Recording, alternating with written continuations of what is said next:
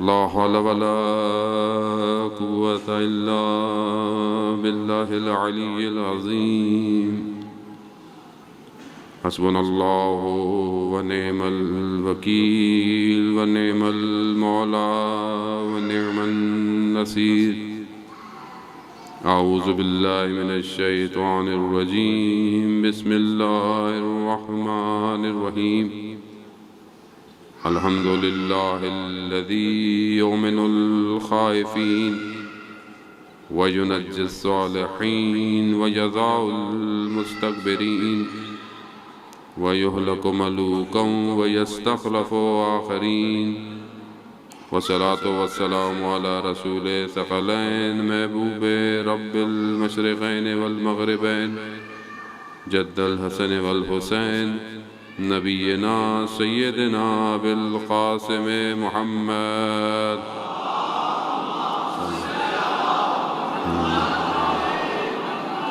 وآلہ الطیبین الطاہرین المعصومین لا سیما بقیت اللہ فی الارضین روحی وارواحنا لتراب مقدم الفدا ولعنت اللہ علی اعدائهم اجمعین بسم اللہ الرحمن الرحیم رب اشرح لی صدری ویسر لی امری واحلل عقدۃ من لسانی یفقہوا قولی اما بعد فقد قال اللہ تعالی فی کتاب الحکیم والقرآن المجید یا ایھا الذین آمنوا اصبروا وصابروا ورابطوا واتقوا اللہ لعلکم تفلحون صلوات بید محمد والے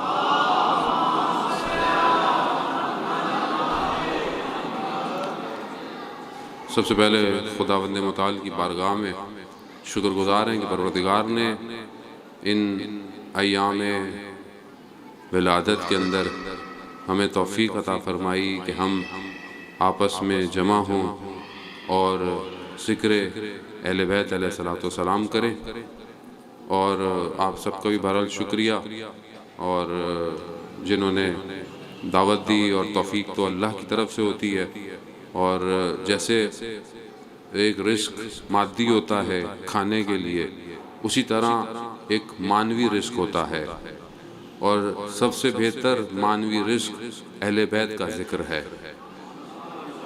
کیونکہ جو مادی چیزیں کھاتے ہیں اس سے تو بہرحال جسم کو فائدہ ہوتا ہے جو کہ ہونا بھی چاہیے لیکن جسم تو بہرحال پھر بھی اسی دنیا میں رہ جائے گا ختم ہو جائے گا جس چیز نے پرواز کرنا ہے اور حساب کتاب دینا ہے وہ روح ہے انسان کی اور اگر وہ روح منور نہ ہوئی ان انوار الہی سے تو روز قیامت روز ظلمت ہے اندھیرا ہے تو انسان پھر اندھیروں ہی میں رہے گا تو اگر آپ چاہتے ہیں اور ہم چاہتے ہیں کہ ہم اس عالم میں روشن ہوں اس عالم میں تو اپنے روح کو اہل بیت کے نور سے منور کریں اور وہ منور کرنا کی پہلی شرط تو یہی ہے کہ ذکر کریں اور ذکر کے بعد پھر اس پر عمل کریں کیونکہ بہرحال صرف ذکر کروں اور میں عمل نہ کروں اور میں یہ کہتا رہوں میں امی آپ سے تو بہت محبت کرتا ہوں بہت محبت کرتا ہوں اور ماں کہے بیٹا ذرا یہ کام تو کر لو میں کہوں گا امی میں کام نہیں کروں گا تو کہا بیٹا یہ پھر محبت کیسی بس امی میں زبان سے محبت کرتا ہوں آپ سے تو جب ماں تیار نہ ہو ایسے بچے کی محبت کو ماننے کے لیے تو جو 70 گنا ماں سے زیادہ پیار کرتا ہے تو وہ کیسے مانے گا بات وہ بھی یہی کہے گا کہ پہلے عمل کر کے دکھاؤ کہ تم واقعی محبت کرتے ہو عزیزان محترم بہرحال ایام شعبان ہے ماہ پر برکت ہے ماہ رجب آپ نے گزارا یقیناً آپ نے روزے رکھے عبادت کی خدا آپ کی عبادات کو قبول کرے ماہ شعبان کو بھی ہاتھ سے مت جانے دیں ماہ شعبان رسول خدا کا مہینہ ہے اور رسول خدا کی طرف سے احادیث اس مہینے کے لیے ہیں کہ ماہ شعبان میرا مہینہ ہے اور اس میں روزہ رکھو عبادت کرو اور تاکہ ہم رسول خدا کی شفاعت کو حاصل کر سکیں اور یہی وجہ ہے کہ جو ماہ رجب اور شعبان کو بہتر گزارتا ہے وہی ماہ رمضان کو درک کرتا ہے جو ماہ رجب شعبان صحیح نہیں گزارتا وہ چاند دیکھ کر سر پہ ٹوپی پہن لیتا ہے، سحری کا سامان بھی لے آتا ہے، روزے بھی افطار کرتا ہے، مگر رمضان جب قریب آتا ختم ہو رہا ہوتا ہے تو اس کے دل سے یہ آواز نہیں نکلتی جو کہ میرے چوتھے امام نے صحیفہ سجادیہ میں نے کہا کہ کاش پروردگار یہ مہینہ ختم نہ ہوتا۔ وہ میرے اندر سے کیوں نہیں نکلتی؟ کیونکہ میں رجب اور شعبان کو اس طرح نہیں کرتا جیسے کہا گیا ہے۔ تو بہتر ہے کوشش کریں کہ اس مہینے میں جو ایام ہے، خاص طور پہ 15 شعبان کی شب کی عبادت ہے، اس کو انجام دیں۔ جتنا ہو سکتا ہے اس مہینے میں روزے رکھیں اور اپنے آپ کو پاک کریں۔ اہل بیت کی معرفت اگر بہت آسان ہوتی تو کربلا میں 72 نہیں 72,000 ہوتے۔ معرفت کچھ مانگتی ہے، قربانی۔ اب وہ قربانی کربلا میں کچھ اور تھی اور ہر امام کے دوروں میں قربانی بدلتی گئی ہے۔ آج بھی ہم جس دور میں رہ رہے ہیں وہاں پر ہم سے کچھ اور مانگا جا رہا ہے۔ خب معرفت جو ہے وہ شناخت سے ہے، پہچان سے ہے۔ پہلے ہم ان ہستیوں کو پہچانیں کہ یہ کون ہیں۔ خدا نے ان کو جو بنایا ہے، خوب اگر یہ بشر کے لبادے میں تشریف لائے ہیں تو پھر بشر کے لبادے میں آئے ہیں، ہم جیسے نہیں ہیں یقیناً کہ جن کے انوار کو پروردگار نے بہت پہلے خلق کیا ہو۔ زیارت جامع کبیرہ میں پڑھتے ہیں کہ پروردگار نے ہمیں 10ویں امام سے آپ کو پتہ ہے زیارت جامع کبیرہ خود امام نے تعلیم فرمائی ہے کہ ہمیں پروردگار نے جب خلق کیا اور اس کے بعد ہمارے نور کو عرش الہی کے گرد قرار دیا۔ آیت اللہ مصباح یزدی فرماتے ہیں کہ اب یہ نہیں کہہ سکتے کہ عرش پہلے خلق ہوا تھا، نور بعد میں خلق ہوئے تھے۔ یقیناً وہاں پہ تقدم زمانی نہیں بات یہ کہہ رہی ہے، یقیناً یہ پہلی مخلوق ہیں، اس کے بعد ہر چیز خلق ہوئی ہے۔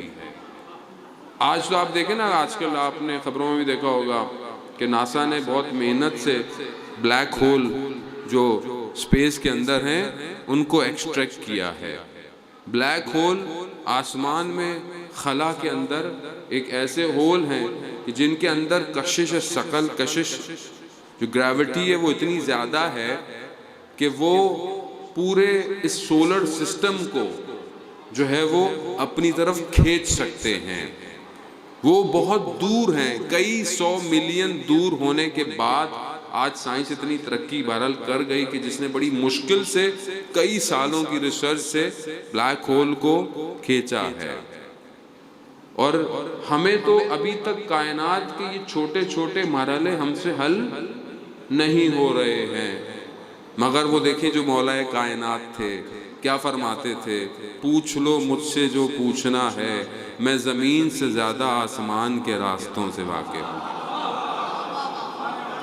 اگر انسان صحیح مولا کو درک کر لے تو اس کے لیے کائنات حل ہو جاتی ہے۔ عزیزان محترم، بڑے بڑے اولیاء اکرام گزرے، علماء اکرام گزرے، اور یہ اہل بیت ہی کا نور تھا کہ جس نے ان کے وجودوں کو سرشار کیا۔ آیت اللہ قاضی طباطبائی رضوان اللہ تعالیٰ علیہ کہ آپ کی صلوات ان کے درجات میں اضافہ فرمائے۔ اللہم صلی علی محمد وآل محمد۔ نجف میں جو وادی السلام قبرستان ہے وہاں پہ دفن ہے۔ ان کے بارے میں کہتے ہیں کہ جو بھی چیز اکثر لوگ بڑے بڑے لوگ جو آتے تھے اور جو واقعاً کلام کرتے تھے مولا کے حرم میں زری سے جا کر، ان کے سوالوں کے جواب کے لیے زری سے یہ جواب آتا تھا، جاؤ قاضی کے پاس، وہ جواب دیں گے۔ یعنی اپنے آپ کو اتنا اس کمال تک پہنچایا ہوا تھا۔ ان سے علامہ طباطبائی کے بھائی حسن الہی طباطبائی اس واقعے کو بیان کرتے ہیں کہ ان سے پوچھا گیا کہ یہ جو حضرت سلیمان نبی تھے، ان کا جو قالین تھا، اڑتا تھا، یہ جو اپنی پوری کابینہ کو لے کے اڑتے تھے، یہ کیسے اڑتا تھا؟ کیا چیز تھی جو اس کو اڑاتی تھی؟ یقیناً اب تو بہرحال سائنس بہت ساری چیزوں کو سمجھانے کے لیے ہمیں بتا رہی ہے۔ بہرحال سوال کیا تو کہا کہ میں پوچھ کے بتاؤں گا، اس زمانے کی ایک مخلوق ابھی زندہ ہے، تو کہتے ہیں انہوں نے دیکھا طالب علم کہ وہ پہاڑوں میں گئے، نجف کے پاس پہاڑوں میں جاتے جاتے دیکھا کہ ایک عجیب سی کوئی مخلوق ہے اور ایک عجیب سی زبان میں بات کر رہی ہے۔ تو آیت اللہ قاضی نے ان سے گفتگو کی، واپس آئے، کہا کہ میں نے اس سے پوچھا، تو اس نے کہا کہ وہ جو خدا کا معجزہ تھا یقیناً، کیونکہ خدا نے حضرت سلیمان کو ہوا پہ اختیار دیا ہوا تھا، تو ہوا ان کو لے کر اڑاتی تھی۔ یعنی اس مقام پر تھے آیت اللہ قاضی کہ وہ خود فرماتے ہیں کہ میں یہ جانتا ہوں کہ جب آخری امام ظہور فرمائیں گے اور خانہ کعبہ سے ٹیک لگا کے کھڑے ہوں گے تو جو ان سے سوال پوچھے جائیں گے میں ان سوالوں کو جانتا ہوں۔ یہ تو ایک عالم ہے خالی، یہاں تک نہیں پہنچ پائے آج تک، تو بوزر اور کمبر تک کہاں پہنچیں گے؟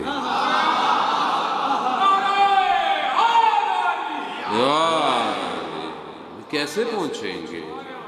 یعنی تاریخ میں آپ روشنی ڈالیں، سپوٹ لائٹ اوپر سے یہاں بھی لگائی ہوئی انہوں نے، ہم ذرا اور گورے نظر آئیں آپ کو، ٹھیک ہے؟ تو ویسے تو نور انسان کے اپنے اندر سے نکلنا چاہیے، وہ نظر آنا چاہیے، لیکن بہرحال آپ ایک روشنی ڈالیں تاریخ میں اصحاب پہ، آپ کو کتنے نام نظر آتے ہیں؟ کتنے نظر آتے ہیں؟ کہیں بوزر ہے، کمبر ہے، مقداد ہے، سلمان ہے، عمار ہے، اور نام کو دو چار اور لے آئیں تو بس، اس سے زیادہ کہاں گئے لاکھوں اس تاریکی کے اندر؟ کیوں یہ چمکے باقی کیوں نہیں چمکے؟ فرق واضح ہے کہ جس نے اپنے وجود کو ولائے علی سے منور کر لیا وہ تا قیامت تک چمکتا رہے گا۔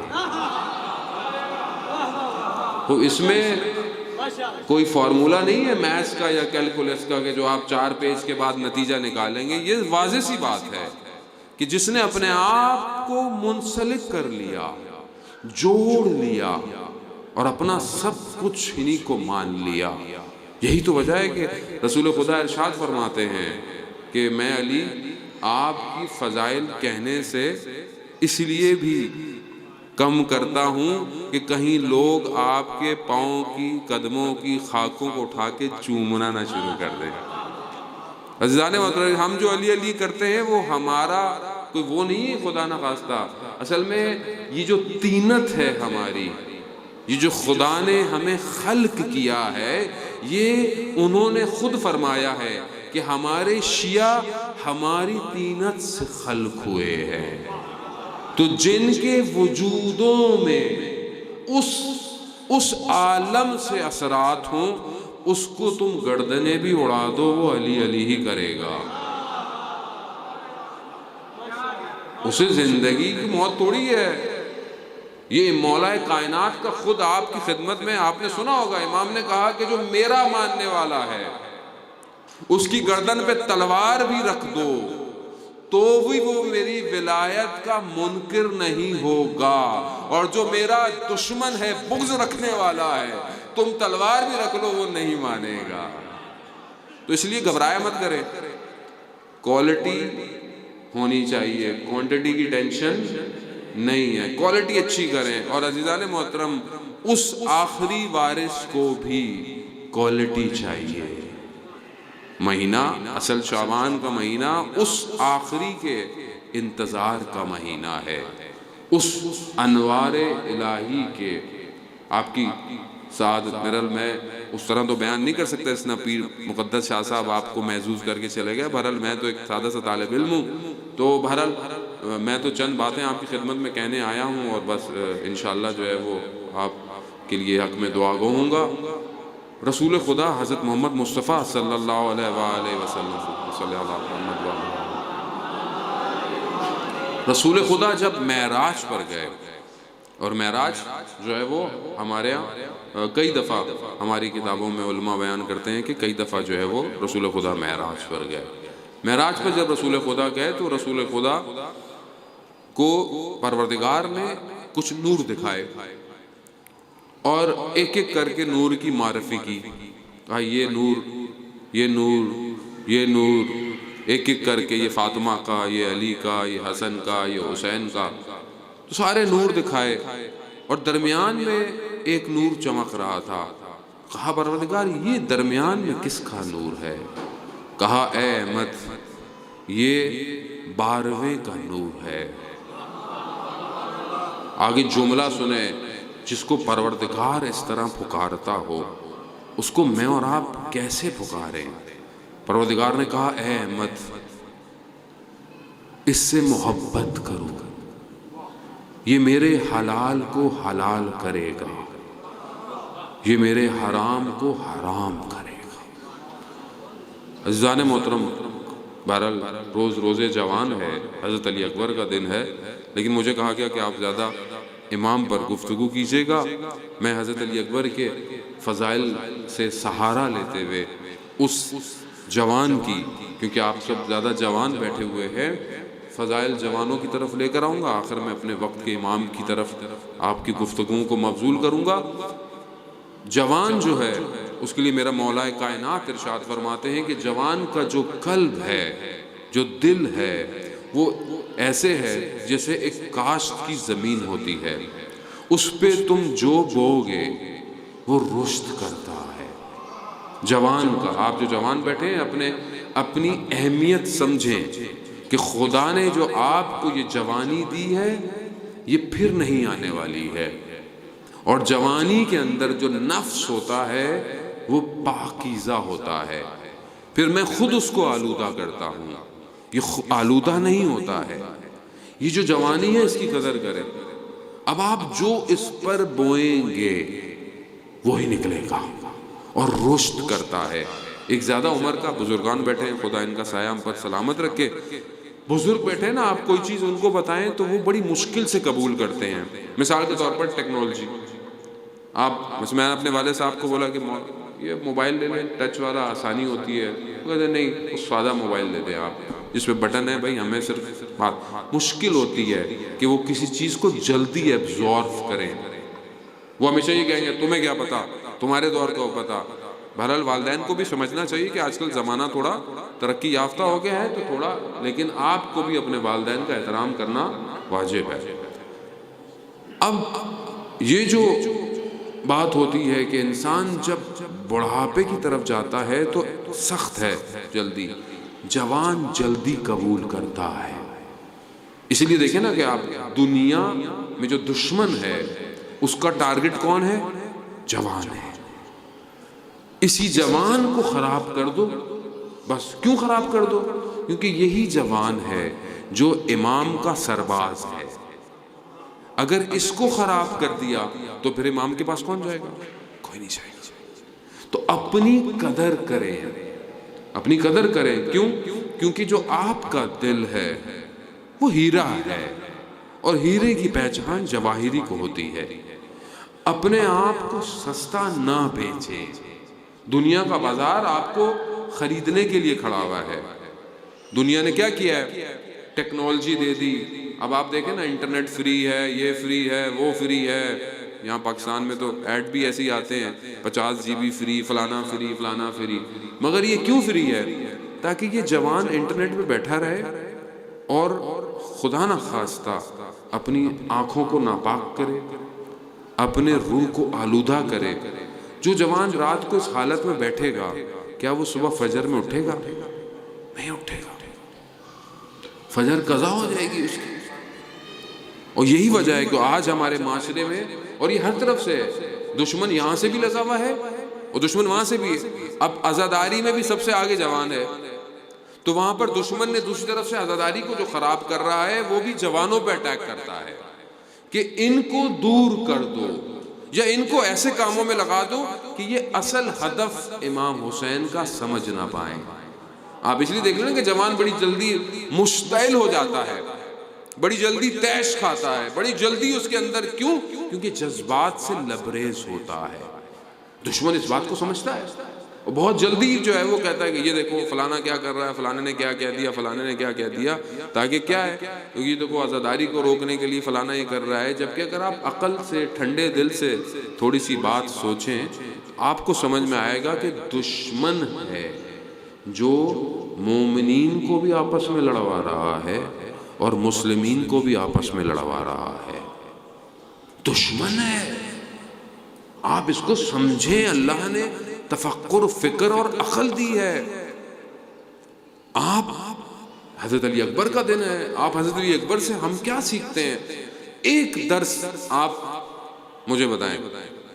ہم حضرت علی اکبر کا کتنے ہم نے کلام سنتے ہیں، کتنے ہم نوحے سنتے ہیں، کتنا ہے، لیکن کوئی ایک درس آپ کو یاد ہے جو آپ نے حضرت علی اکبر سے لیا ہو اور اس پر عمل کیا ہو؟ کیوں نہیں ہے؟ جبکہ رسول خدا کے بعد امام حسین علیہ السلام ارشاد فرماتے ہیں، کیا فرماتے ہیں؟ کہ رسول کے بعد اپنی خلقت میں، اپنی رفتار میں، اپنے کردار میں اگر کوئی شبیہ ترین ہے تو وہ علی اکبر ہے، وہ علی اکبر ہے. اور جب ہم چاہتے تھے کہ ہم رسول خدا کی آواز سنیں تو ہم حضرت علی اکبر کی آواز سنتے تھے. ہم چاہتے تھے جب اپنے جد کے چہرے کا مشتاق تو ہم حضرت علی اکبر کے چہرے کو دیکھتے تھے. کیا ہے علی اکبر؟ کیا ہے علی اکبر؟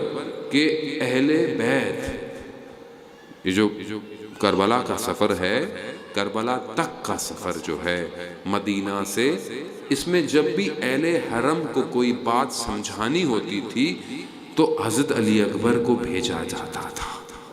اللہ اکبر. یعنی جوان، وہ کیا جوان ہے کہ جب ایک جگہ میرے مولا سو کر اٹھے، غنودگی کی حد تھوڑی سی نیند طاری ہوئی اور اٹھے اور کلمہ استرجاع امام نے بلند کیا، انا للہ و انا الیہ راجعون. تو حضرت علی اکبر نے کہا بابا خیریت؟ کہا میں نے خواب میں دیکھا کہ ہمارے پیچھے، ہماری سواریوں کے پیچھے ایک صدا آ رہی ہے کہ موت ہمارے ساتھ ساتھ ہے اور یہ پلٹیں گے نہیں. تو کیا جملہ کہا ہے علی اکبر نے! یہ عزیزان محترم اس ایک جملے کو اپنی زندگی میں، اپنی زندگی کا ہدف بنا لیں. کیا کہا؟ کہا بابا کیا ہم حق پہ نہیں ہیں؟ ہم حق پہ نہیں ہیں؟ کہا نہیں حق پہ ہے. تو بابا کیا فرق پڑتا ہے موت ہم پر آ پڑے یا ہم موت پر جا پڑے؟ خوب یہ معرفت ہے عزیزان محترم. ابھی مجھے سب سے زیادہ خوف کس سے ہے؟ موت سے، مرنے سے خوف ہے مجھے. کیا خوف ہے؟ یہی تو خوف ہے، وہ مر جاؤں گا، پھر کیا ہوگا، میرے مال کا کیا ہوگا، میری چیزوں کا کیا ہوگا. خوف ہے نا یہ. اور وہاں کیا کہہ رہے ہیں؟ کیا فرق پڑتا ہے موت ہم پر آئے یا ہم موت پہ چلے جائیں؟ کیوں؟ کیونکہ حق پر ہے. یہ حق پہ ہونا آسان نہیں ہے. اس حق کے لیے قیمت دینی پڑتی ہے. اس حق کے لیے آسان نہیں ہے. ہم تو بڑے آرام سے علی مال حق و حق مال علی، علی حق کے ساتھ ہے اور حق علی کے ساتھ ہے، یہ کہہ کر بس خداحافظ. اب میں حق پہ ہوں کہ نہیں ہوں؟ یہاں تو میں علی حق کے نعرے بھی لگاؤں گا، لیکن گھر جا کر اگر حق میرے والدین کے ساتھ ہوگا تو وہاں میں ناحق کروں گا. اگر حق میری زوجہ کے ساتھ ہوگا تو وہاں میں ناحق کروں گا. حق اگر ہمسائے کے ساتھ ہوگا وہاں میں ناحق کروں گا. حق اگر روڈ پر چلتے ہوئے کسی اور کے ساتھ ہوگا وہاں میں کھڑا ہوں گا. غلطی تو آپ کی ہے، غلطی تو آپ کی ہے. عزیزان محترم یہ حق صرف نعروں میں تھوڑی ہے. حق تو وجود میں نظر آئے کہ یہ شخص حق کی طرف ہے. وہ جو حدیث ہے حضرت عمار کے لیے بھی کہ عمار مال حق و حق مال عمار، وہ آپ بہتر جانتے ہیں وہ تھی اس لیے کہ عمار کہاں ہے. کیونکہ لوگ ہو سکتا تھا تعصب رکھتے تھے مولا کائنات سے، تو اسی لیے رسول خدا نے یہ حدیث بھی بیان کی تھی اسی لیے یہ صدائیں آج بھی گھوم رہی ہیں، اینا عمار، عمار کہاں ہے؟ آج عمار کہاں ہے؟ آج کہاں ہے عمار؟ ڈھونڈیں کہ آج کے دور کا عمار کہاں ہے، کس طرف کھڑا ہے۔ جہاں عمار ہوگا وہیں حق ہوگا۔ اور جب حضرت عمار نے پوچھا تھا کہ یا رسول اللہ، آپ کے جانے کے بعد میں فتنہ دیکھ رہا ہوں، میں کہاں جاؤں گا، میں کہاں جاؤں گا؟ بابصیرت تھے حضرت عمار۔ تو ایسے میں دیکھا کہ علی ابن ابی طالب تشریف لا رہے ہیں۔ رسول خدا نے کہا کہ عمار، اگر پوری دنیا کے انسان ایک وادی میں ہوں اور علی ایک وادی میں ہو تو حق علی کی طرف ہے۔ اسی لیے کہا اینا عمار کہاں ہے؟ عمار علی کی طرف ہے۔ ایک حدیث کا حصہ صرف حضرت عمار کے ساتھ ہے، لیکن امام کے ساتھ حدیث آگے ہے۔ علی مال حق و حق مال علی، علی حق کے ساتھ ہے اور حق علی کے ساتھ ہے، اور جہاں جہاں علی جاتا ہے حق وہاں مڑ جاتا ہے۔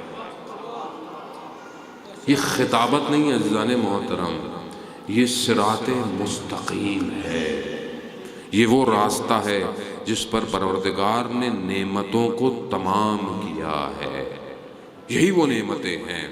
تو آپ جوان ہیں، آپ اپنی زندگی میں حق کے متلاشی ہوں، حق ڈھونڈیں، محنت کریں۔ وہاں جوان کو کربلا میں قربان ہونا تھا، آج امام کو جوان چاہیے، جوان چاہیے۔ کیا چاہیے؟ اس کا برین چاہیے، اس کی صلاحیتیں چاہیے، اس کا علم چاہیے، اس کا قلم چاہیے، اس کی زبان چاہیے۔ کیا میں اپنے امام کے لیے چیزیں تیار کر رہا ہوں؟ کیا میں اپنے اندر صلاحیتیں پیدا کر رہا ہوں اپنے وقت کے امام کے لیے؟ کیسے میں کہوں گا یا لیتنی کنت معکم، کاش مولا آپ کے ساتھ ہوتے، کامیاب ہو جاتے۔ امام کی آواز آئے گی، کاش کیوں کہہ رہے ہو، میں ہوں نا، میرے پاس کیوں نہیں آتے؟ کہاں ہے امام؟ جان محترم، حضرت علی اکبر نے دکھایا اس کمال کو۔ کسی اور بہرحال سارے کربلا کے شہداء عظیم ہیں، لیکن یہ پہلا بنی ہاشم کا شہید ہے۔ لیکن بعض کے لیے نہیں پتا، لیکن حضرت علی اکبر میں مصائب کے جملے نہیں ہے، لیکن بہرحال فضیلت حضرت علی اکبر ہے کہ حضرت علی اکبر اپنے آخری لمحات میں، ابھی دنیا سے گئے نہیں ہیں، کیا کہہ رہے ہیں اپنے بابا کو؟ بابا میں دیکھ رہا ہوں جد رسول خدا اور امام علی میرے لیے جام کوثر لے کر آ رہے ہیں۔ یہ آسان نہیں ہے عزیزان محترم۔ عرفا کہتے ہیں کہ یہ مقام علی اکبر کا ہم درک نہیں کر سکتے۔ یہ علی اکبر، اپنی زندگیوں اپنی جوانیوں کو برباد نہ کریں عزیزان محترم۔ مولا کائنات کہتے ہیں کہ گناہ کی لذت بہت تھوڑی ہے، لیکن اس کی شرمندگی بہت طولانی ہے۔ بچائیں اپنے آپ کو، اپنے آپ کو یہ سمجھ کر بچائیں کہ آپ کو آپ کی ماں نے امام زمانہ کے لیے پیدا کیا ہے۔ بچائیں اپنے آپ کو، گناہوں سے بچائیں، زبان سے بچائیں، غیبت سے بچائیں، ہر چیز سے بچائیں، صاف رکھیں۔ کوئی دعوت دے گناہ کی طرف، غلطی کی طرف، جھوٹ کی طرف، بولے میں نہیں کر سکتا، کیوں؟ کیونکہ میرا امام میرا انتظار کر رہا ہے۔ اگر میں دنیا کی چیزوں میں مصروف ہو جاؤں گا تو وہ کیا کرے گا؟ وہ کس کی طرف دیکھے گا؟ علی ابن مہزیار کئی سال حج کرتا رہا اور جا کر خانہ کعبہ کے لحاف کو پکڑ کر کہتا تھا میری امام زمانہ سے ملاقات ہو جائے۔ کئی سال، 20-22 سال، پتہ نہیں کتنے، میرے ذہن میں نہیں آ رہا۔ نہیں، ایک دن آپ کہہ رہا میں نہیں چاہوں، کتنے سال سے جا رہا ہوں، میری امام زمانہ سے ملاقات ہی نہیں ہوتی۔ ایک دن نہیں جا، ایک سال اس نے نہیں جانا تھا، لیکن بہرحال اس کو دعوت ہوئی، چلا گیا خانہ کعبہ کے طواف کر رہا، شخص آیا، کہا آؤ تمہیں مولا نے بلایا ہے، لے گیا، کہ وادیوں میں پہنچتے پہنچے امام کے خیمے تک پہنچ گیا۔ اس نے امام کو کیا کہا؟ اللہ اکبر، کہا مولا میں اتنے سالوں سے آ رہا تھا، آپ مجھے کیوں نہیں مل رہے تھے؟ آپ امام کے جملے سنیں، امام نے کیا کہا؟ کہا تمہارے اپنے عمل میرے اور تمہارے درمیان رکاوٹ تھے، میں تو خود تم سے ملنا چاہتا تھا، تمہارا اپنا عمل رکاوٹ تھا میرے میں۔ پھر کچھ چیزیں ان کو بتائیں کہ کیا وجوہات تھی۔ اس میں سے ایک وجہ پیسے کا اپنے لیے جمع کرنا ہے، یعنی آپ پیسہ جمع کر رہے ہیں، پیسہ کما رہے ہیں، وہ حلال کمائے، لیکن صرف اپنے لیے، دوسروں میں تقسیم نہیں کرتے، یہ ایک سب سے بڑی وجہ ہے۔ یہ ملخص جانے محترم۔ اور امام سے ملنے کے لیے ضروری نہیں کہ کوئی بہت بڑا شخص ہو، نہ۔ آیت اللہ شمس الدین کے جو آیت اللہ عظمہ بہجت کے شاگرد ہیں، وہ کہتے ہیں کہ ایک شخص اہواز میں، جو صوبہ ہے کہ آج کل وہاں سیلاب بھی آیا ہوا ہے ایران میں، آپ لوگ متلاشی ہوں گے کہ بہرحال انہوں نے تو نہیں کہا، بہرحال ہمیں اپنا فریضہ انجام دینا چاہیے کہ بہرحال جتنی مدد ہم کر سکتے ہیں، ہمیں، ہمارا پڑوسی ملک ہے، جب ہمارا سیلاب آیا تو انہوں نے ہماری بہت مدد کی تھی، تو ہمیں اپنے حساب سے ان کی مدد کرنی چاہیے۔ اہواز میں ایک شخص تھا جو باف، یعنی یہ جو سیتے ہیں، تلائیاں، یہ وہ شخص جو تھا ایک سادہ گمنام شخص تھا، لیکن جو ہے وہ ابدال میں سے تھا۔ فیوزات جو ہیں امام زمانہ کے، وہ ان لوگوں کی وجہ سے لوگوں تک پہنچتے ہیں۔ تو تبریز کا بہت بڑا ایک وہ بزنس مین تھا اس زمانے میں، اس کی اولاد نہیں تھی، اس نے سارے دروازے کھٹکھٹا لیے، زیارتیں کر لی، سب کر لیا، لیکن اس کی دعا مستجاب نہیں ہوتی تھی۔ ایک دفعہ اسے کشف ہوا، شہود ہوا، ایک شخص آیا اور اسے کہا کہ فلانے شہر جاؤ، وہاں پر ایک چھوٹی سی دکان میں ایک شخص ہے، اس سے ملو، وہ تمہاری حاجت کو پورا کرے گا۔ یہ اٹھا، یہ بڑی مشکل سے جا کر اس نے اس شخص کا پتہ لگایا، اس کی چھوٹی سی دکان تھی، وہاں پہنچا۔ جیسے ہی وہاں پہنچا تو اس شخص نے اس کے نام سے اسے پکارا اور کہا ہماری حاجت روا ہو گئی، جاؤ۔ اب یہ بڑا پریشان ہے کہ میں تو پہلی دفعہ اس شخص سے ملا ہوں اور یہ میرا نام بھی جانتا ہے، تو کہا کہ حاجت تو مجھے مل گئی، لیکن اب اس نے سوچا کہ یہ کون شخص ہے کہ جس کا امام ایک تو معرفی کر رہے ہیں کہ اس سے جا کے ملو۔ کہا یہ کون ہے؟ تو اس کے اندر آیا کہ میں اس سے پتہ کروں، تو کہا اگر آپ اجازت دیں تو آج آپ کا مہمان بن جاؤں۔ کہا مسئلہ نہیں ہے۔ رات کا وقت آیا، اب یہ دیکھ رہا ہے کہ یہ شخص کرتا کیا ہے، یہ کیسے اس مقام پہ پہنچا۔ دیکھا کہ اس نے دسترخوان بچھایا، روٹی اور سادہ سا کھانا دہی کے ساتھ، تو اس نے کہا کہ بھئی تم تو بہت امیر آدمی ہو، میرا دسترخوان یہی ہے۔ تو اس نے کہا کہ یہ لذیذ ترین کھانا ہے جو میں نے کھایا ہے۔ پھر کہنے لگا کہ مجھے آپ یہ بتائیں کہ آپ اس مقام پہ کیسے پہنچ گئے؟ تو کہا کہ تمہاری حاجت پوری ہو گئی ہے، تم جاؤ، تمہیں اس سے کیا؟ کہا نہیں، میں جب تک نہیں جاؤں گا، مہمان ہوتے ہوئے اتنا تو میرا آپ کے اوپر حق ہے کہ آپ مجھے بتائیں۔ خیر اس نے بہت التجا کی، تو اس نے کہا کہ میرے شہر میں حتیٰ جب تک میں زندہ ہوں کسی سے اس بات کا ذکر نہیں کرو گے، وعدہ کرو۔ تو اس نے کہا ہاں ٹھیک ہے۔ اس نے کہا کہ میں جب شروع میں میری چھوٹی سی دکان تھی تو میرے سامنے طاغوت کا زمانہ تھا، بادشاہت کا زمانہ تھا، میرے سامنے ایک جو ہے وہ بہت بڑا کوئی آرمی کا آفیسر اس وقت رہتا تھا، اس کا ایک سپاہی تھا، وہ ایک دن میرے پاس آیا، کہا کہ تم اپنی روٹی کہاں سے بناتے ہو؟ کہا میں ایک بوری جو کی خریدتا ہوں، اس کو آٹے میں تبدیل کرتا ہوں اور اسی سے میں روٹیاں بناتا ہوں، میں اپنی حلال کی روزی کھاتا ہوں۔ تو کہا یہ جو بڑا فوجی ہے یہ ظالم ہے، میں اس کا مال نہیں کھانا چاہتا، تو تم کیا میرے لیے بھی ایک بوری خرید لو تاکہ میں روز تم سے آ کے روٹی کھا لیا کروں۔ حلال لقمہ بہت ضروری ہے جان محترم۔ یہ جو آج مجھ سے غلطی ہوتی ہے اس میں یہ حرام لقمے کا اثر ہے، یاد رکھیے۔ حلال لقمہ بہت ضروری ہے، جو کہ بہت مشکل ہوتا جا رہا ہے، بہت مشکل ہوتا جا رہا ہے۔ اس شخص نے کہا ٹھیک ہے، وہ روز آتا تھا، اس کے گھر سے روٹیاں کھاتا تھا۔ ایک دن نہیں آیا، اس نے ڈھونڈا تو پتہ چلا مسجد میں بیمار ہے، لیٹا ہوا ہے۔ کہا کیا ہوا؟ کہا بس میرا وقت پورا ہو گیا ہے، آج رات میں انتقال کر جاؤں گا۔ جوان ہے، عام ساتھ بھی ہے۔ کہا میں تمہارے پاس بیٹھوں؟ کہا نہیں، چلے جاؤ، آدھی رات کو کچھ لوگ تمہارے پاس آئیں گے، جو وہ کہیں وہی کرنا۔ ابھی انتظار کر رہا ہے، آدھی رات دیکھا 2 شخص آئے، کہا کہ وہ جو لڑکا ہے اس کا انتقال ہو گیا ہے، اس کا غسل کفن دفن یہ سارے کام کرنا ہے۔ اس نے گیا، انجام دیا، مسجد کے بعد دفنا دیا، ایسے چلا گیا۔ یہ واپس آ گیا، عام زندگی گزارنے لگ گیا۔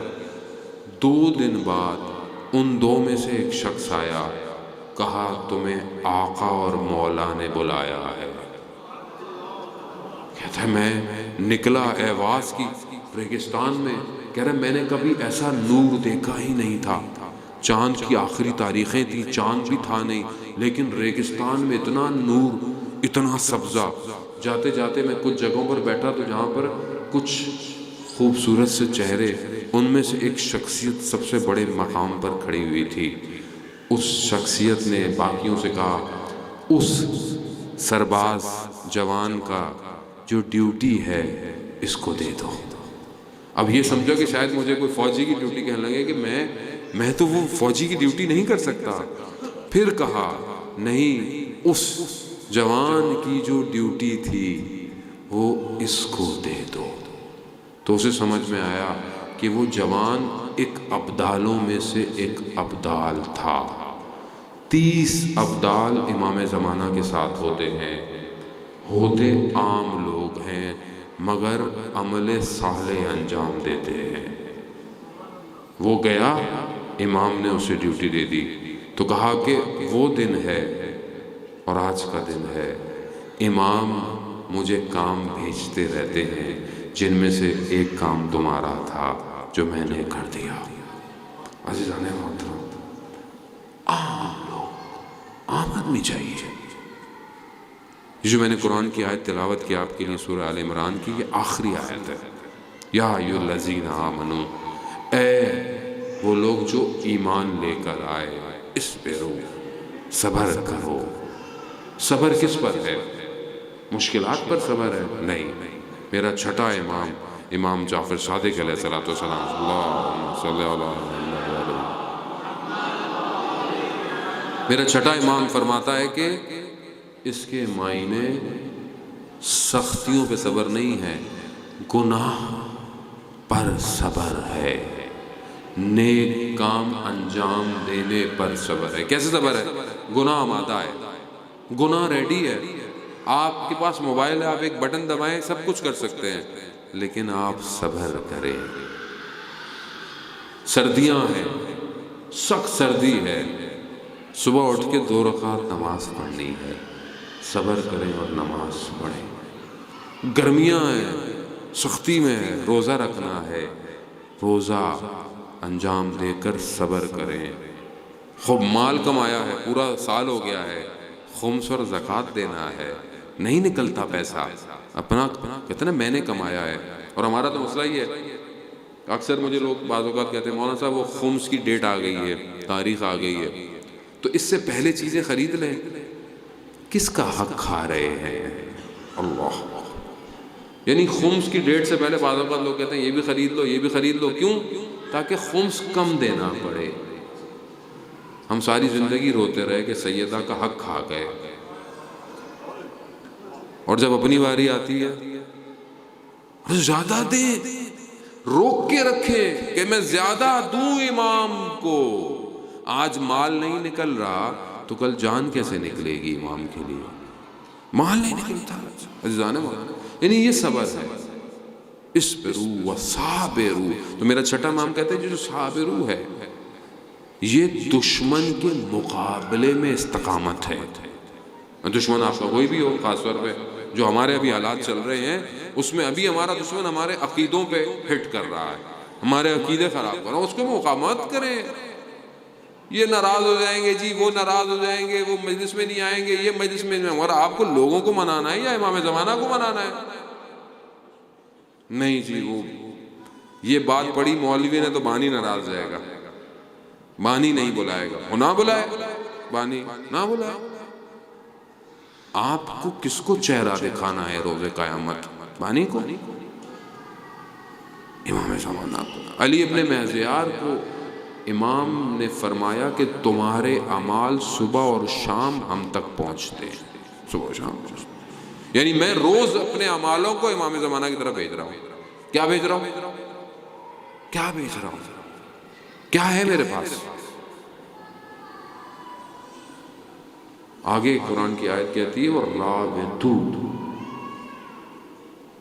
اہل سنت اس کا جو تفسیر کرتے ہیں کہ آپس میں مسلمانوں کا رابطہ ہونا، مگر میرے چھٹے امام نے کہا نہیں، اس کا مطلب امام زمانہ سے رابطہ ہے۔ امام زمانہ اے ایمان لانے والو، امام زمانہ سے رابطہ کرو۔ رابطہ کیسا ہوتا ہے؟ موبائل کھولا، موبائل سے رابطہ کریں گے، امام زمانہ سے کیسے رابطہ کریں گے؟ میری بیٹی نے ایک دن مجھے کہا بابا آپ اتنا امام زمانہ کا ذکر کرتے ہیں، اور یہ بھی امام کا اپنا لطف ہے کہ امام نے نگاہ کی بھی ہے کہ میں امام کا ذکر کر رہا ہوں، ورنہ ان کی چاہت کے بغیر ان کا کون ذکر کر سکتا ہے۔ میری بیٹی نے مجھے کہا کہ بابا آپ اتنا امام زمانہ کا ذکر کرتے ہیں، بچی ہے، کہا بابا آپ کی تو ملاقات ہو گئی ہوگی امام سے۔ اللہ اکبر، مجھے خود کو رونا آ گیا۔ میں کیا کہوں، بچی تو معصوم ہوتے، سادہ ہوتے ہیں وہ تو۔ متى ترانا، کب آپ ہمیں دیکھیں گے، وَنَرَاكَ، میں کب آپ کو دیکھوں گا۔ عزیزان محترم، یہ درد ہے، اس درد کو محسوس تو کریں کہ ایک شخص چاہتا ہے آنا مگر میں آنے نہیں دے رہا، آنا چاہتا ہے مگر آپ امام سے پوچھیں کہ مولا آپ نہیں چاہتے ہیں؟ امام کہتے ہیں میں چاہتا ہوں مگر تم آمادہ نہیں ہو۔ کہاں آؤں میں؟ کس کے پاس آؤں میں؟ تمہارے تو ابھی تک یہی مسئلے حل نہیں ہوئے کہ کسی نے ماتم کرنا ہے، کسی نے نماز پڑھنی ہے، کس نے یہ کرنا ہے، کس نے وہ کرنا ہے۔ قوم آج کہاں پڑی ہوئی ہے ہماری؟ کن چکروں میں قوم لگی ہوئی ہے آج ہماری؟ ہمیں سمجھ میں ہی نہیں آتا کہ ہمیں کرنا کیا ہے۔ ہمارا سارا مذہب فیس بک اور واٹس ایپ پر ہے، سارا مذہب ہمارا اسی پر ہے۔ اس سے کوئی غلطی ہو گئی کسی سے بھی، ہم نے قسم کھائی ہے کہ اس غلطی کو پوری دنیا میں پھیلانا ہے۔ کیا کر رہے ہیں ہم؟ اپنی تشیعوں کا مذاق اڑا رہے ہیں۔ اگر ایک نے کوئی غلط کام کر دیا، غلط چیز ہو گئی کسی سے، تو آپ تھوڑا تو موقع دیں اس کو، کچھ تو کریں آپ فارورڈ، کیونکہ مفت ہے۔ اور قرآن کیا کہہ رہا ہے سورہ حجرات میں کہ تم لوگوں کے معاملے میں تجسس نہ رکھو۔ وہ کسی کی ذاتی زندگی ہے، کوئی گاڑی میں بیٹھا ہوئے کوئی کر رہا ہے، آپ کو کیا تجسس ہے اس سے؟ لیکن نہیں، ہم نے تو فارورڈ کرنا ہے، بس فارورڈ کرنا ہے، اس سے پہلے کہ کوئی اور کرے میں پہلے بھیج دوں۔ عزیزان محترم، کیا کر رہے ہیں ہم لوگ؟ دین کو ہم نے کیا بنا دیا ہے؟ اور دین کیا ہے؟ آج آپ ملک کی حالت ہے، آج ہمیں اس نے کام نہیں کیا، اس نے کام نہیں کیا، اس پارٹی نے کام نہیں کیا، اس پارٹی نے، کتنا آسان ہے انگلی اٹھانا۔ میں اپنی ذمہ داری ادا کر رہا ہوں ایک پاکستانی ہوتے ہوئے، جب میرا موقع ملتا ہے میں بھی سگنل توڑتا ہوں، جب میں کہیں آفیسر بنتا ہوں تو میں بھی وہی کام کرتا ہوں، پھر کہتا ہوں کہ سسٹم ہی ایسا ہے کیا کرے۔ عزیزان محترم، سسٹم بنائیں گے تو بنے گا۔ آپ اپنے گھر کو، اپنے محلے کو صاف رکھیں گے تو شہر صاف ہو جائے گا، لیکن آپ جو اپنے گھر کو، محلے کو، گلی کو صاف نہیں رکھتے اور آپ کہتے ہیں کہ حکومت نہیں کرتی ہے، حکومت میرے اور آپ ہی سے تو ہے، میں آپ ہی تو ہوں۔ اور وہ جو سب سے بڑی حکومت بننی ہے دنیا کی، کہ جسے ابن سینا اور سارے ارسطو نے اتنے پہلے جسے کہا ہو شہر مصر، وہ دولت کریمہ، وہ جس کے لیے حضرت عیسیٰ انتظار کر رہے ہیں، اس کے لیے میں کیا کر رہا ہوں؟ عزیزان محترم، مجھے فون آتے رہتے ہیں، پوری دنیا سے لوگ فون کرتے رہتے ہیں، مجھے بھی توفیق ہوتی ہے اہل بیت کی نوکری کرنے کی ہر جگہ۔ ایک کرسچن لڑکے کا فون آیا، عیسائی تھا.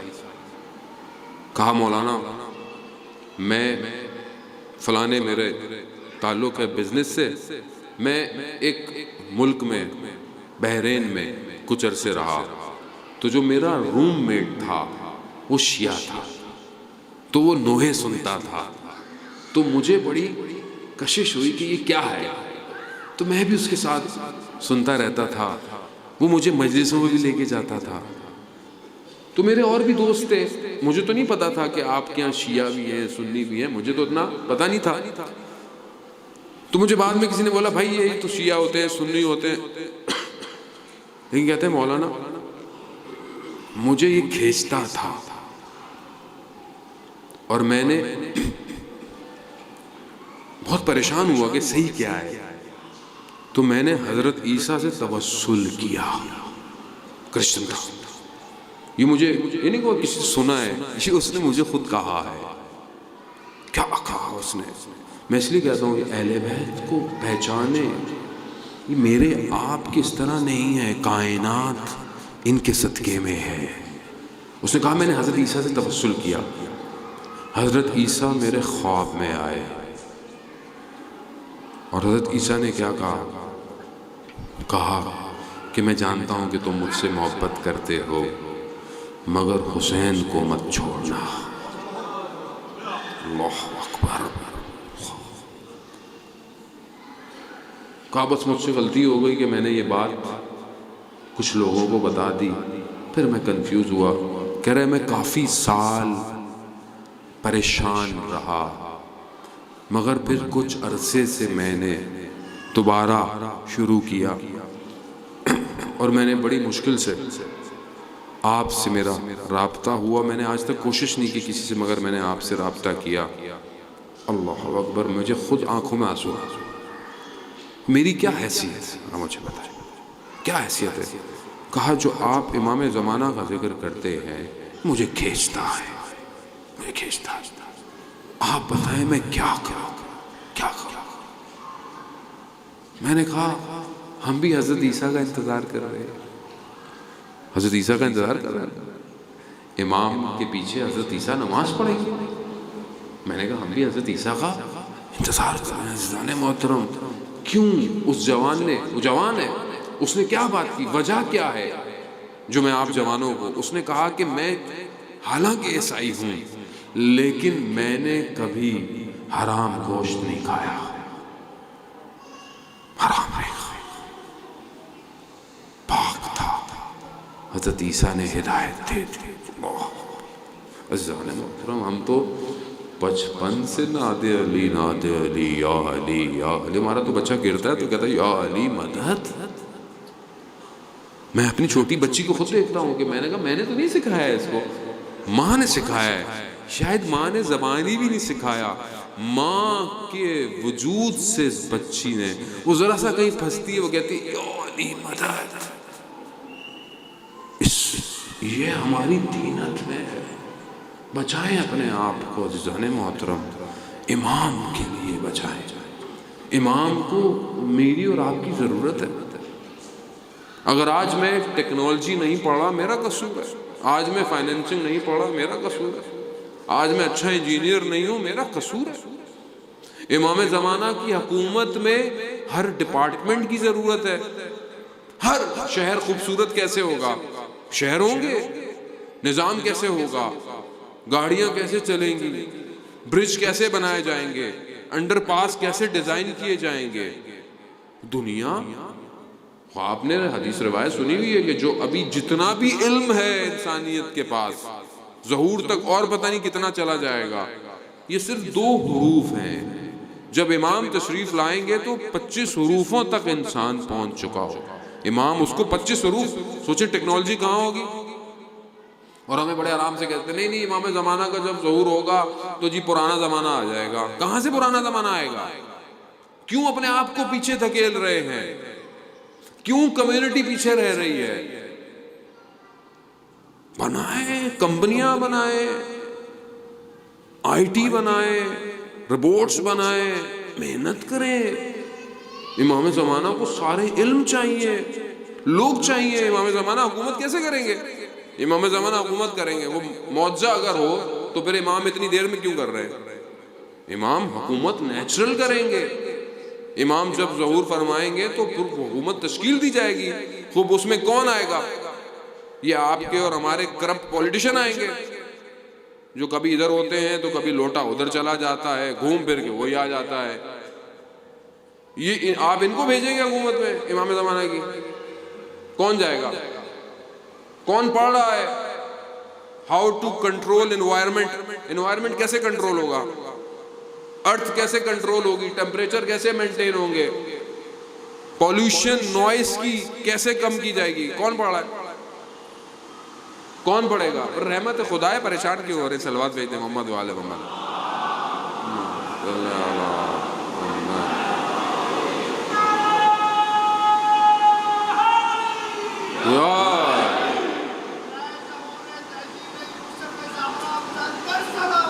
اللہم صلی علی محمد وعلی محمد۔ وہ میں کل آیا تو میں نے دیکھا بڑی بارش اور طوفان، میں نے کہا ہم ابھی آئے ہیں ایک دم ہوائیں چلنا شروع ہو گئی ہیں، تو یہ تو خیر بڑا اچھا کیا کہ پروگرام جو ہے وہ بہرحال یہ تو اللہ بہتر جانتا ہوتا ہے کہ کہاں کیا ہونا ہے، یہ تو رحمت الہی ہے یقیناً۔ بہرحال یہ تو ہماری اپنی غلطی ہوتی ہے کہ ہم نے اگر سسٹم نہیں بنایا ہوا تو یہ پانی ضائع ہو جاتا ہے۔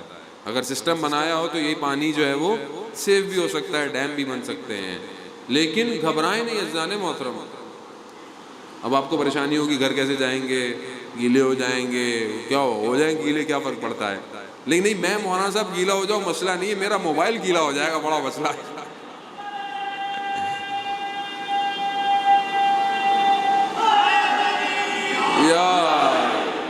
ابھی تو اپنی جان سے زیادہ وہی قیمتی ہے۔ نیٹ نہیں چل رہا پریشان ہو جاتا ہے آدمی کو، نیند نہیں آتی، کہیں ہوتا ہے فوراً وائی فائی فری چاہیے کہیں نہ کہیں آدمی کو۔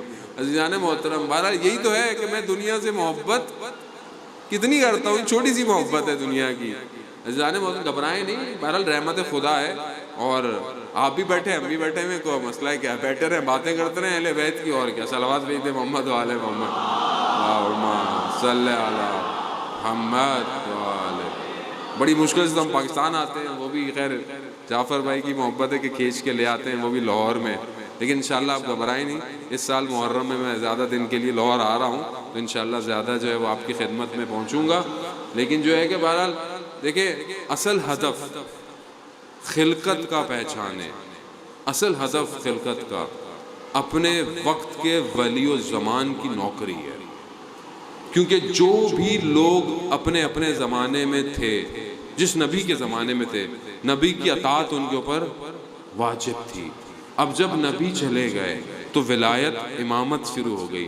اب ہر دور میں امام کے، آپ کو امام کی پیروی کرنی۔ آج ہمارا امام زندہ ہے، یقیناً غیبت کے پردے میں ہے، لیکن زندہ ہے، ہماری آوازیں سنتا ہے۔ امام خود کہتے ہیں کہ ہمارے پاس تمہارے اعمال پہنچ رہے ہیں۔ عزیزان محترم بس ہم یہ جو امام چھٹے امام نے کہا کہ جو آیت میں رابطو ہے، اس کا مطلب امام زمانہ سے رابطہ ہے۔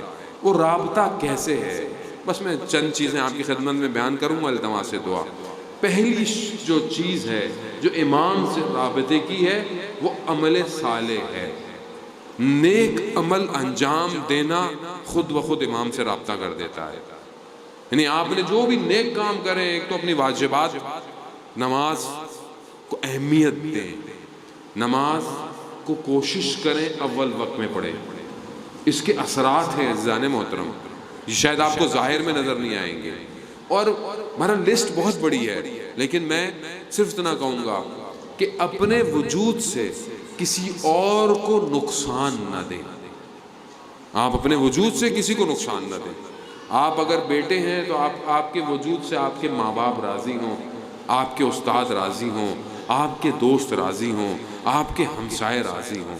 اب اگر آپ شوہر ہیں، بیوی راضی ہو، بچے راضی ہوں، بہن بھائی، یعنی آپ اپنے وجود سے لوگوں کو خوش کریں، خوش کریں۔ دیکھیں نا، اگر میں چاہتا ہوں کہ میں امام زمانہ کی اس کام میں شریک ہوں، تو کیسے ہو سکتا ہے کہ میرا وجود کسی اور کو ناراض کرے؟ ممکن نہیں ہے۔ یہ پہلی چیز ہے کہ نیک عمل انجام۔ دوسری چیز ہے توسل، دعا اور مناجات، امام زمانہ سے توسل کریں، ہفتے میں کوئی ایک دن، کوئی ایک وقت اپنے لیے اور اپنے امام کے لیے مقرر کریں۔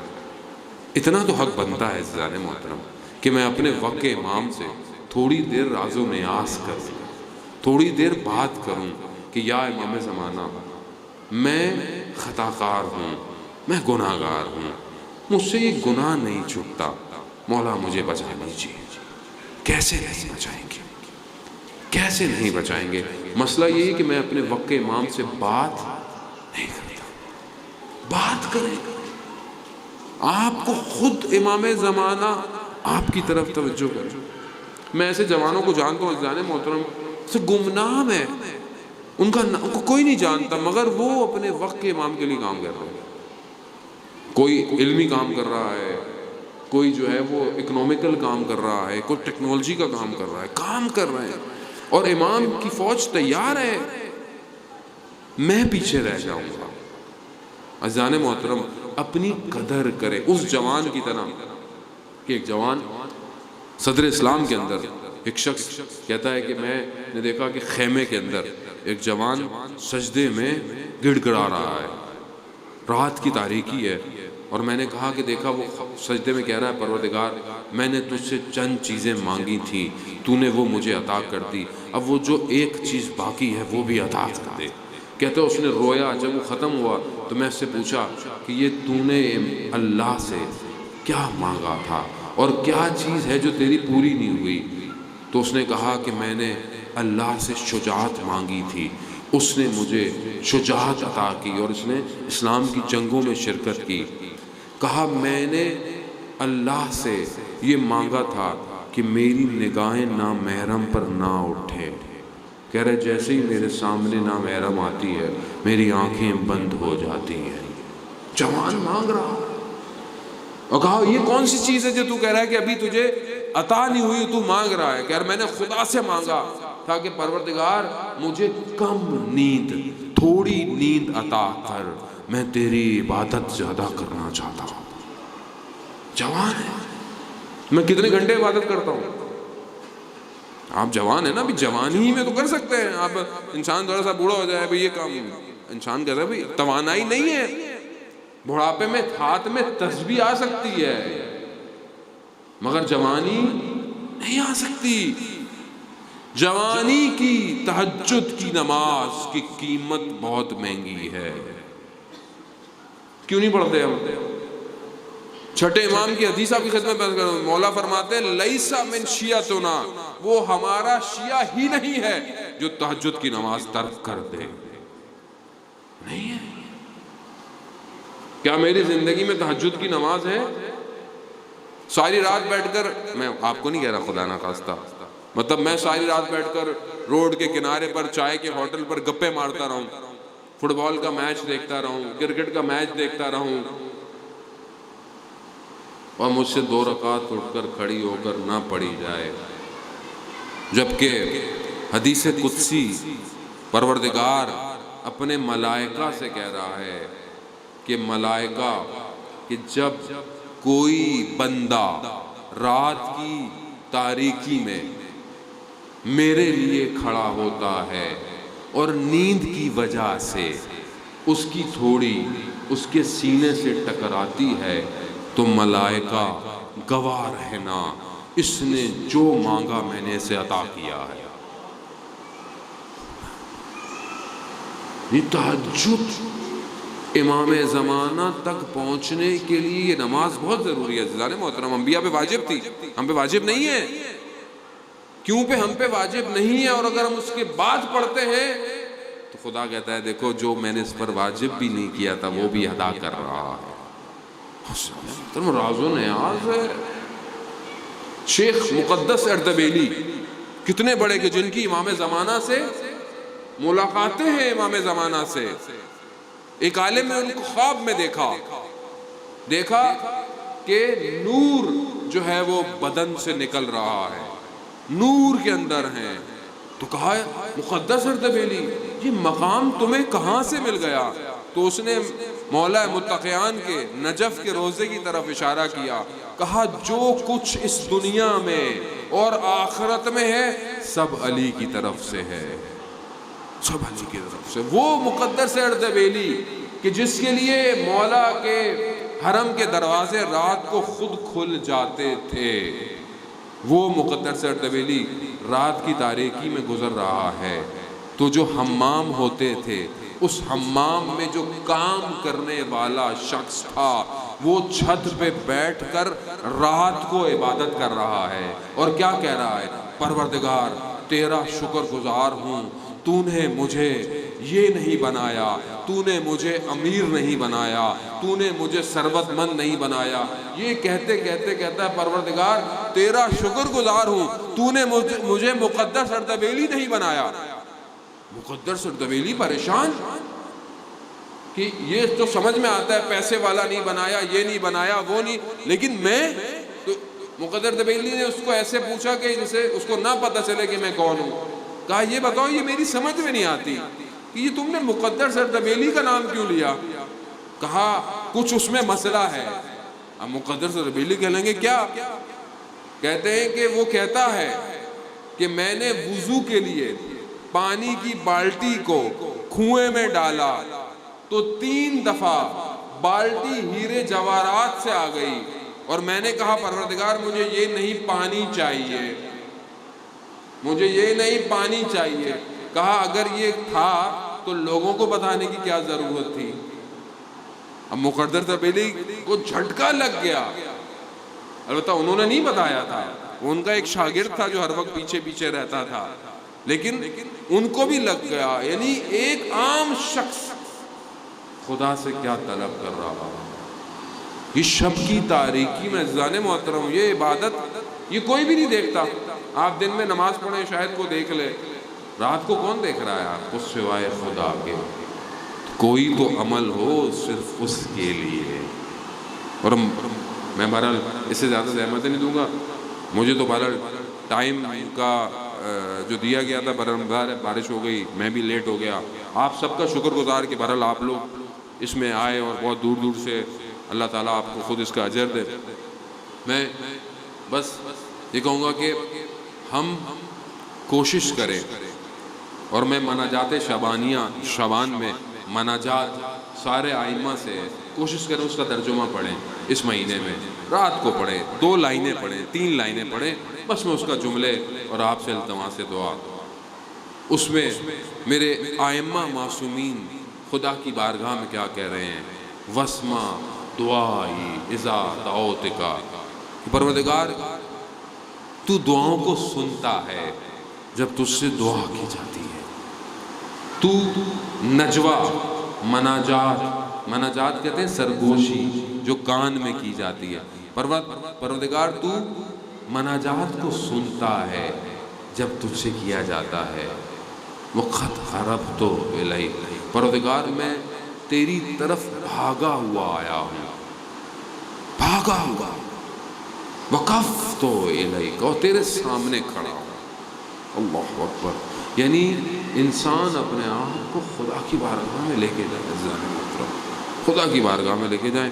بہرحال اسی جملوں کے ساتھ کہ پروردگار امام زمانہ کی ظہور میں تاجیل عطا فرمائے، ہمیں ان کے ناصروں ان کے مددگاروں میں شمار فرمائے، جو پریشان حال ہیں ان کی پریشانیوں کو دور فرمائے، جو بے روزگار ہیں انہیں رزق حلال عطا فرمائے، خاص طور پہ پروردگار جو بے گناہ اسیر ہیں، خاص طور پہ تشیع کے جو اسیر ہیں پروردگار ان سب کو، اور شیخ زکزکی کو جو نائجیریا میں کئی سالوں سے اسیر ہیں پروردگار ان سب کو، اور بہرحال اگر کوئی اپنی کسی غلطی کی وجہ سے بھی ہے پروردگار ان ایام کے صدقے میں جلد سے جلد ان سب کو رہائی عطا فرما، انہیں اپنے گھر والوں سے ملا۔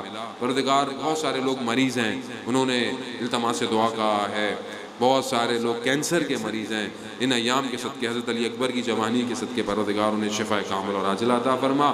پروردگار جو بھی حاضرین یہاں موجود ہیں ان سب کی شرعی حاجات کو، دل کی تمناؤں کو جلد سے جلد پورا فرما۔ پروردگار جو مقروض ہیں ان کے قرضوں کو غیب سے عطا فرما۔